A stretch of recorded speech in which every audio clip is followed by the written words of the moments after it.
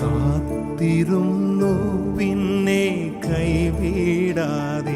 വലിയൊരു ഡൗട്ടിനെ കൃത്യമായി ക്ലാരിഫൈ ചെയ്യുന്ന യേശുവിനെയാണ് നാം ഇന്ന് കാണുന്നത്. രക്ഷകന്റെ വരവിന് മുമ്പ് ഏലിയ പ്രവാചകന് വരേണ്ടിയിരിക്കുന്നുവെന്ന് യഹൂദരുടെ ഒരു പ്രതീക്ഷ അന്നുണ്ടായിരുന്നു. അതേ വിശ്വാസത്തിൽ തന്നെയാണ് യേശുവും ശിഷ്യന്മാരും. അവർക്കും വളരെ വ്യക്തമായിട്ടറിയാം ഏലിയ വരും.